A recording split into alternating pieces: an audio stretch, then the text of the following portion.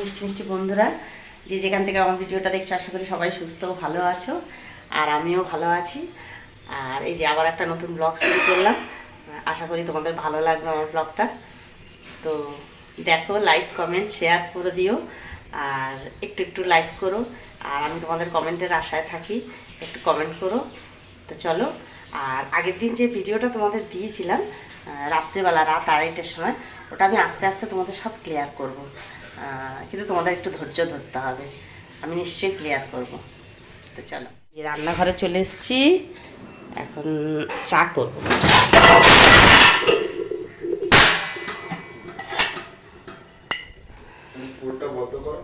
আমি এখানে চা বসিয়ে দিয়েছি। আর এই দেখো, ছোলাটা ভিজানো ছিল, বৌমা ভিজিয়ে দিয়েছিল, কিন্তু একটু গরম বসিয়ে দিয়ে গরম করে নিচ্ছি। ছোলাটা ফ্রিজে ছিল, আর ওই ঠান্ডা ছোলা খেয়ে বাবুর এমনি ঠান্ডা লেগেছে, দুদিন ধরে জানো জ্বর আসছে বাবুর। ওই জন্য আমি ছোলাটা একটু গরম করে তারপরে ওকে দেবো। আর এই যে চা করে নিচ্ছি, মা বেটায় খাবো। বৌমা নেই, বৌমা দিদির মেয়ের সাথে আর দিদির বৌমার সাথে, যাদেরকে ভিডিওর মধ্যে তোমরা সবসময় দেখো, ওদের সাথে গেছে কালীঘাটে পুজো দিতে। আজকে শনিবার, পুজো দিতে গেছে।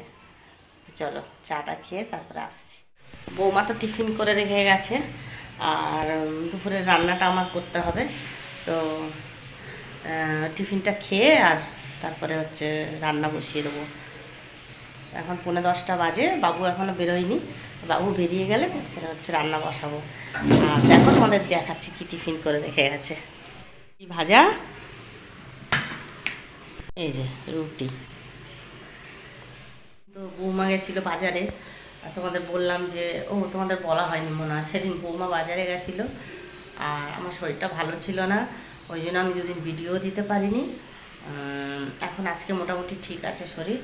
আজকের হলো শনিবার, আর আজকে আমার নিরামিষের দিন, আমি তো নিরামিষ খাবো। আর বৌমা কালীঘাটে গেছে, বলেছে আসার সময় মাছ মাংস কিছু নিয়ে আসবে, বাবুর জন্য রান্না হবে, বাবু খাবে, আর আমরা নিরামিষ খাবো। আর বাবু মঙ্গলবার খায় না, কিন্তু শনিবার খায়। আর আশা করছি আজকে ব্লগটা তোমাদের ভালো লাগবে দেখে। আর তোমাদের সাথে আমি সব শেয়ার করব, কিন্তু একটু তোমাদের ধৈর্য ধরতে হবে। আর আস্তে আস্তে আমি সব নিশ্চয়ই শেয়ার করব তোমাদের সাথে। দেখো, তোমরা আমার যারা ভিউয়ার্স আছো, তারা ধরো আমার সব ভালো মন্দ সব কিছু তোমাদের সাথে আমি শেয়ার করব। কারণ ডেইলি ব্লগ মানেই তাই, যে ভালোটাও শেয়ার করব, মন্দটাও শেয়ার করব। তো যারা যারা আমার ফ্যামিলিতে আছো, তাদেরকে আমি নিশ্চয়ই সব কিছু শেয়ার করব আর বলবো।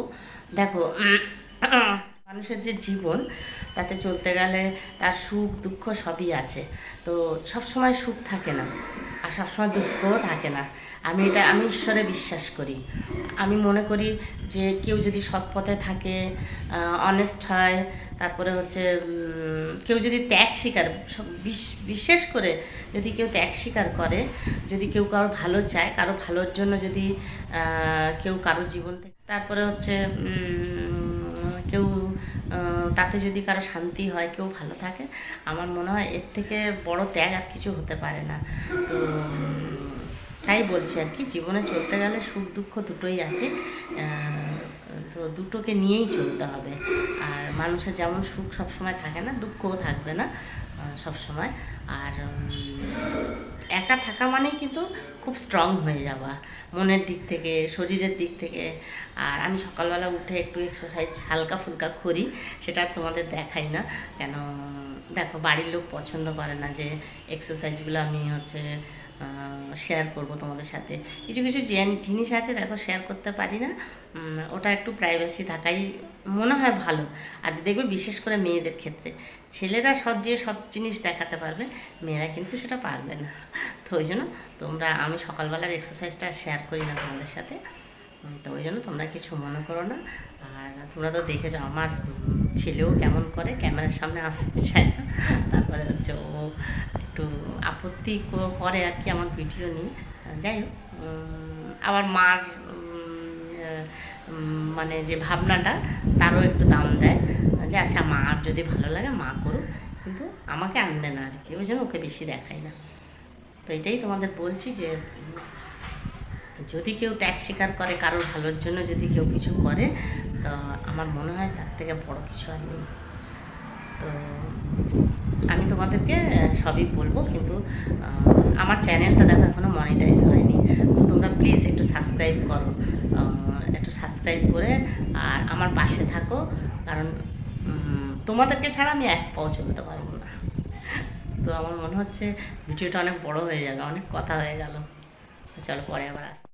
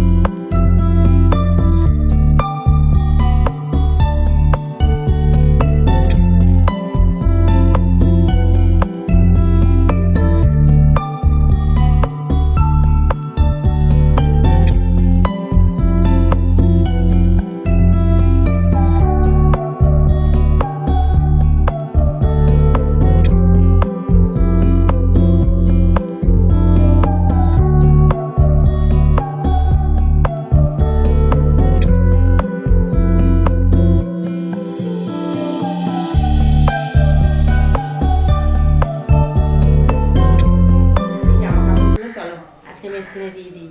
আজকে আর হাতে কাচতে ভালো লাগছে না, শরীর এমনি ভালো না, মেশিনে দিয়ে দিই, দিয়ে আর কেচে নেব। চল দেখো জামা কাপড়গুলো মেশিন থেকে বার করে আর বাইরে ধুচ্ছিলাম, আর এই দেখো কী হচ্ছে। এই দেখো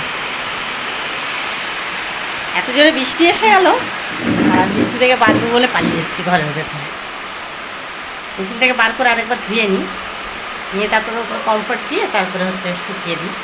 কিন্তু এত জোরে বৃষ্টি এসে গেল, আর আমি যদি বৃষ্টিতে ভিজি আবার শরীর খারাপে পড়বো না, ওই জন্য হচ্ছে ভেজে যাবে না, ভিজলে হবে না, ওই জন্য চলে এসেছি ঘরে।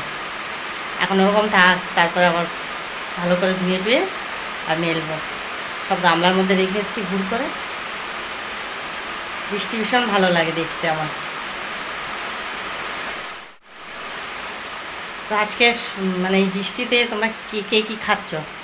দেখো শনিবার বৌমা থাকলে বৌমা খুব ভালো খিচুড়ি বানায়, এত সুন্দর খিচুড়ি বানায়, মানে ভীষণ ভালো লাগে আমার খেতে। তা বৌমা থাকলে একটু খিচুড়ি বানাতো। যাক, ও একটু ঘুরতে যাবে না, আনন্দ করবে না, বাচ্চা মেয়ে, আর আমি একটু সেদ্ধ ভাত করে আর খেয়ে নেবো। একা তো সব চলে গেছে যে যার মতন। চলো বৃষ্টিটা কমুক, তারপরে জামা কাপড় ধুয়ে নিই, তারপর যাবো মায়ের বাড়ি। কালকে সারাদিন একবারও যাইনি মায়ের বাড়ি। আজকে বৃষ্টি কেমন ভেলকি দেখাচ্ছে, দেখো একটুখানি গেলাম ধুতে, আর দেখি আবার জোরে বৃষ্টি এসছে, আবার চলে এসছে। ভাজা ঢেঁড়স আর আলু ভাজা খাবো, টিফিন খেয়ে নিই, কেননা বৃষ্টি পড়ছে, তখন টিফিনটা খেয়ে নিই, তারপরে নিচে গিয়ে ওগুলো সব ধুয়ে আর দেখি কোথায় শুকাবো। এখন আমার মাথা ঘুরছে, রোদ না হলে না, জামা কাপড় না মানে ফটফটে রোদে বেশ শুকিয়ে যাবে, আর স্ত্রীর মতন পুরো ভাঁজ করে আর একদম টান করে চাদর বিছানায় পাতবো, আমার এটাই ভালো লাগে। যাই হোক, চলো খেয়ে নিই। পরে মানে এত ব্যবসা গরম লাগছে, মানে বলার মতন না।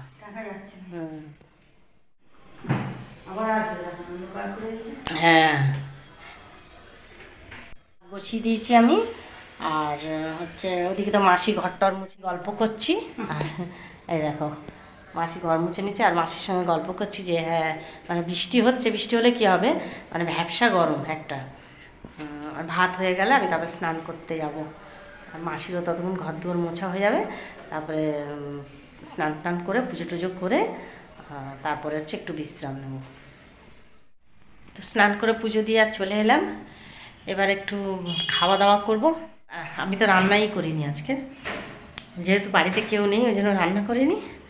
ওই একটু খাবো, আলু ভাতে দিয়েছি আর ঘি দিয়ে আলু ভাতে দিয়ে ভাত খেয়ে নেব।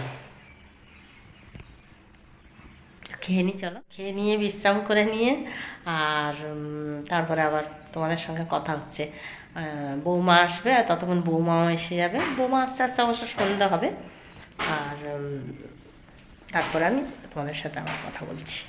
নিয়ে পড়েছিলাম, তারপরে উঠে আর সন্ধ্যে দেখালাম। সন্ধ্যায় দেখিয়ে এখন বৌমা ফোন করেছিল, বৌমা বাড়ি আসছে, তো বললাম একবারে বাজার করে নিয়ে এসো। ওই জন্য একটু দেরি হচ্ছে, আর বাজার টাজার করে নিয়ে আসে তোমাদের দেখাচ্ছি। সন্ধ্যে দেখানো হয়ে গেছে, আর সারাদিন পরে আসছে বলো, আর ইচ্ছে করবে রান্না বান্না করতে? আমি ভাবছি দেখি আসুক, তারপরে আমি রান্নাটা না হয় করবো। আজকে করতে দেবে না, যদিও করতে দিতে চায় না, বলে মা তুমি টিভি দেখো আমি করছি। তো আসুক, তারপরে একটু চা খাবো। আর এমন অভ্যাস হয়ে গেছে না ওর হাতে চা খেয়ে খেয়ে, আমার এখন আর ভালো লাগে না একা চা করে খেতে। সকালবেলা করে খেয়েছি, আমি আর বাবু দুজনেই করে খেয়েছি, কিন্তু ওর হাতে চা খেয়ে খেয়ে আমার এমন হয়ে গেছে মনে হয় যেন ও একটু চা করে দিলে। আর সত্যি কথা বলতে বৌমা কি আর বৌমা হয় বলো, মেয়েই হয়। তো এখন যেন ওর অভ্যাস মতো হয়ে গেছে আমার, ও বাড়িতে না থাকলেও ভালো লাগে না। আসুক, তারপর তোমাদের দেখাচ্ছি। এসে গেছে আমাদের পরি, চলে এসছে। জামা কাপড় ছাড়ো। এই দেখো বৌমা মুড়ি আর চপ নিয়ে, মানে মুড়ি ঘরে ছিল আর চপ কিনে নিয়ে এসছে। চপ আর মুড়ি খাওয়া হবে এখন।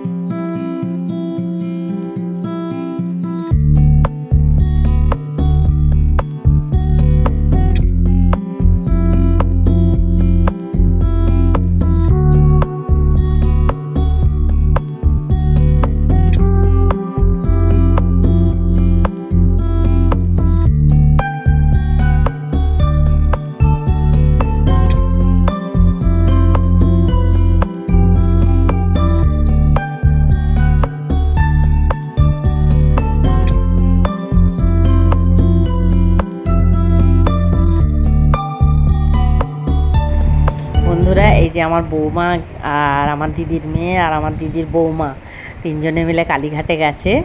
আর বলতে পারো জীবনে প্রথমবার আমার বৌমা কালীঘাট গেছে, এর আগে কখনোই ও কালীঘাট যায়নি। আর মানে একরকম জোর করেই ওকে নিয়ে গেছে ওরা। তো ও বলছিল মা পরে যাব, তাই আমি বললাম না, মা যখন ডেকেছে তুমি এখনই চলে যাও, ওদের সঙ্গে চলে যাও। তো চলে গেছে।